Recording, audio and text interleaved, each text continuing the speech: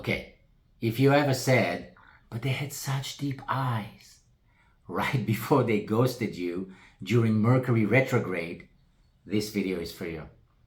If your type is emotionally mysterious but spiritually chaotic, it might be the time to swipe left on your patterns and right on the Tao.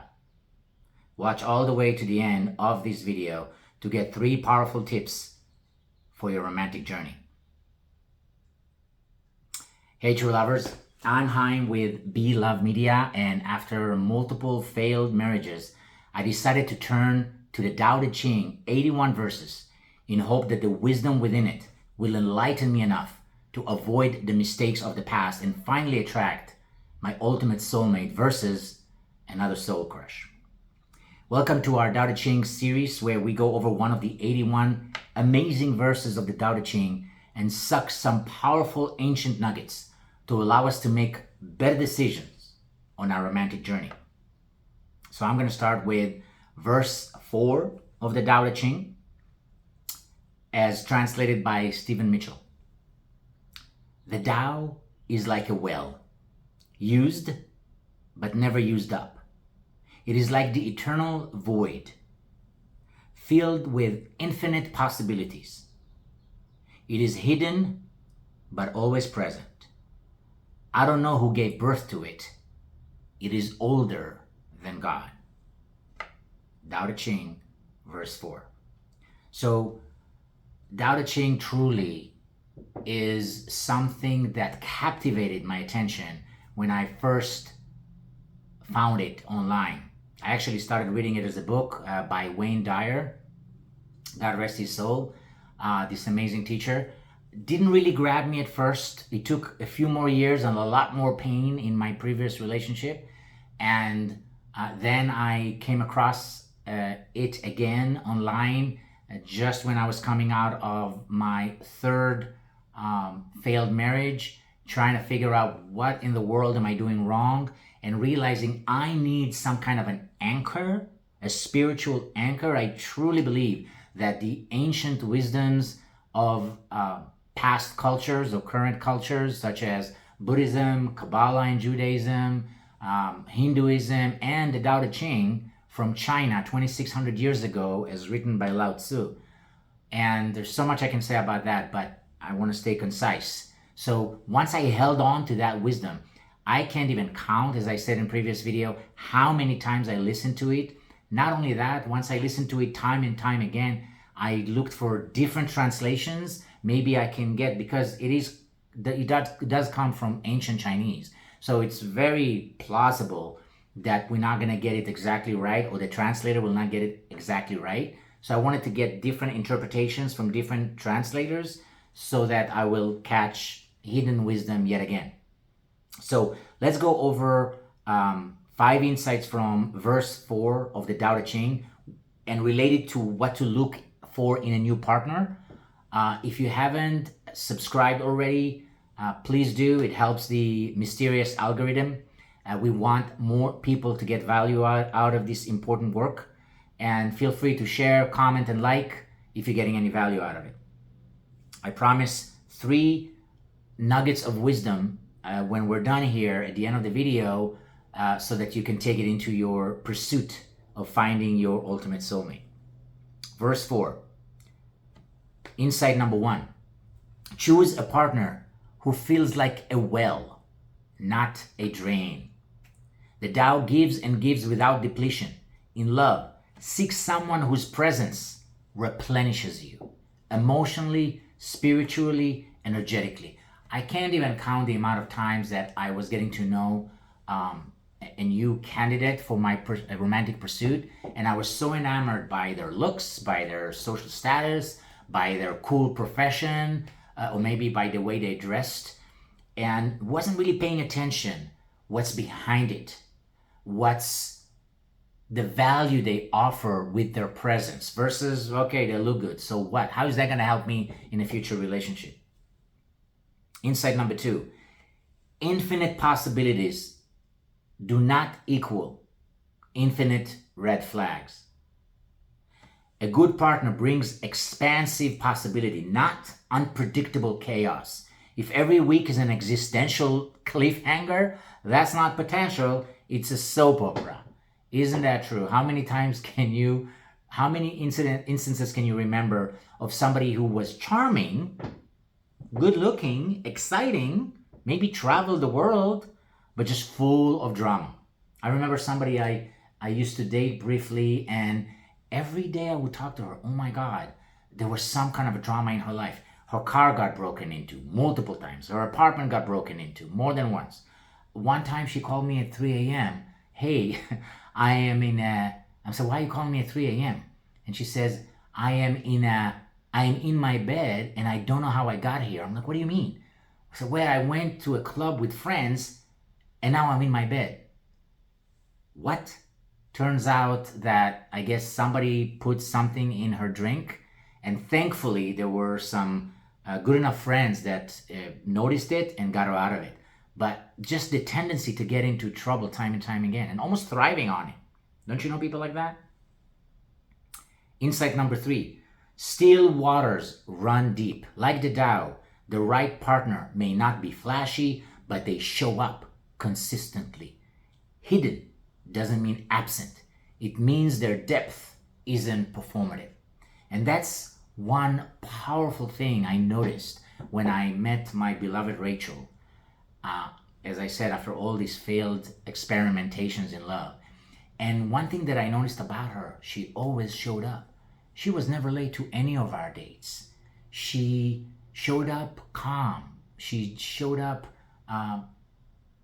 with this quiet presence to her. And anybody that knows Rachel knows how humble, modest she is, how she's the opposite of flashy. No offense to anybody, but when I saw her Facebook, when I was still on Facebook, profile for the first time, I didn't see any selfies, hardly ever. It was mostly family pictures. It was mostly her talking about her dad, who at a time passed away at an older age, and she wanted to share about him with people who knew him and loved him and the world. But it wasn't about her. It wasn't about her accomplishment, and it wasn't about how amazing her lunch was. Still waters run deep. Insight number 4, let go of the origin obsession. I don't know who gave birth to it, says verse number 4. Stop obsessing over where someone came from, their trauma, their family, their exes. Focus on how they show up now. One of the things I was obsessed with before meeting Rachel was I have to be, I thought, with somebody from my heritage. Well, 2 of my ex-wives, yep, I'm not proud of it, but I've been married multiple times, so you don't have to be. 2 of my ex-wives were from my heritage, one of them from my heritage and from my country. The other one, her father was from my country, the old country, and I thought it was right. I thought that's what's going to make us connect. That's what's going to make us be right for each other. Well, that worked out pretty damn miserable to me and to both of us. So that's just not enough. It doesn't mean it can't work out, but it's just not enough. And with my beloved Rachel, my best friend, the love of my life, and my wife now, she comes from completely different culture. And we come from 2 opposite sides of the world. We speak different languages other than English. We were brought up differently, and yet the connection, the intimate proclivity for the same deep interests, not just we like sushi or we like certain type of movies. I'm talking about we were both attracted to the wisdom of the Tao, sure enough. We were both attracted to Far East philosophy. We both believed in living a purposeful life. I'll be honest, that was not a common interest with my previous partners. And it wasn't because we came from the same origin, because we didn't. It was because we had similar deep interest. And that went a long way with us. Last insight, insight number 5. Older than God vibes. You want someone whose soul feels ancient in wisdom, not just in Instagram captions. Someone who honors the sacred, not just someone who owns sage. that is something that baffled me. When I went on my journey, a couple of years before I met Rachel, knowing that I need to find somebody spiritual in my case, there was something that I realized was very important to me, but I wasn't clear on what spiritual and what spirituality meant. I thought it does mean somebody who loves, the zodiac signs and talks about it a lot. I thought it was cool for somebody who is a healer, a self-proclaimed healer, or likes to do certain spiritual, sound bowl ceremonies. Yeah, that's super cool. Who doesn't enjoy it? I mean, I enjoy it.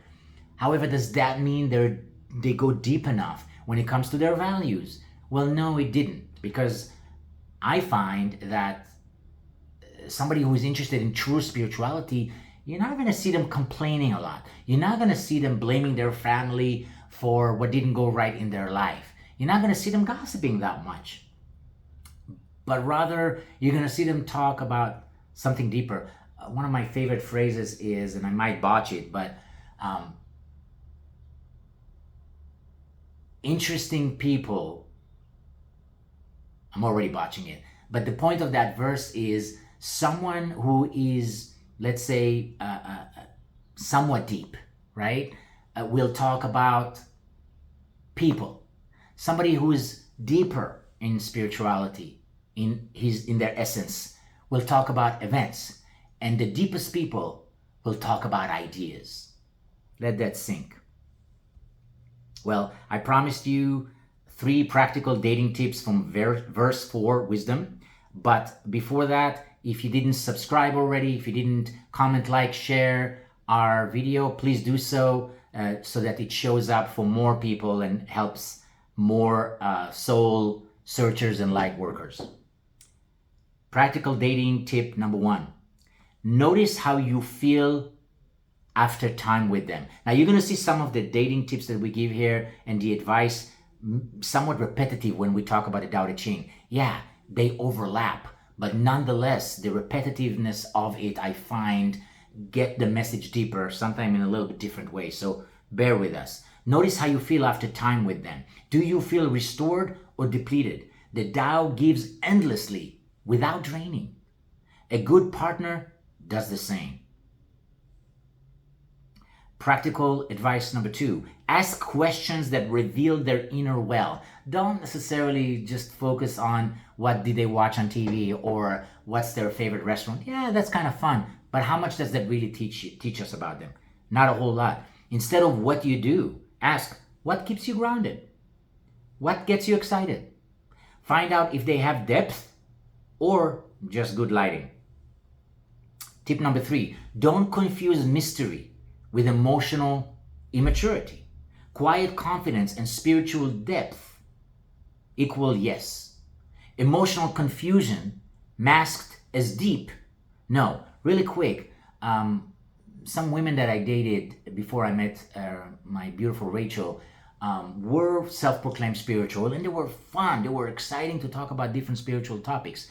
But what occurred to me is that some people who claim that they are spiritual and they love spirituality, it almost, for some people, maybe especially in California, no offense to us Californians, is a way to give themselves permission to not be accountable. Be late countless time to events when we promise we're going to be there on time. Not follow through with promises we made. Because I'm spiritual, I'm not grounded. I don't know about that when it comes to building a solid relationship. Something to think about. Last tip number 4. Trust what's present, not just what's promised. The Tao is hidden, but always present. Look for consistency in action, not just poetic texting. My previous relationship, our first date, that person showed up half hour late, not giving any notice, not texting me, letting me know they're going to be late. I almost gave up. I'm not going to say anything mean about it right now, but I stuck with it, and they showed up. And guess what? Turns out, indeed, they were chronically late for the rest of our relationship. I'm talking almost a decade into it. They still are, by the way. to some degree, I'm still in touch with them, and they're usually late, and they usually don't follow through with things that they promised. Now, that's not to make them wrong. That's just their way of being in the world, and they don't necessarily see anything wrong with it. But do I want to be a part of that? Or do I want to be with somebody who shows up on time? And hey, we make mistakes. I was late to places, but how do I respond when I'm late? Do I give that person a notice? Do I apologize? How do I apologize? Am I just dismissing it because there was traffic? Or am I saying, oh my God, I can't imagine I'm wasting your time and you could have done something else while waiting for me. I'm so sorry. I'm going to make sure it doesn't happen next time. Different way of showing up when we make mistakes. That's okay. So these are the promised 4 tips. If this video helped you stop mistaking a mysterious emotional void for a soulmate, do us all a favor. Like this video like you finally like yourself. Comment below with the biggest red flag you used to think was a green light. Free therapy in the comments, y'all. Share this with your friend who keeps dating people who only communicate via memes and moon phases. And subscribe to this channel because your spiritual path deserves better than another confusing situationship with a Scorpio moon. Until next time, stay aware, stay soft, and may your next love feel like a well, deep, nourishing, and without mysterious plumbing issues. Stay safe, true lovers.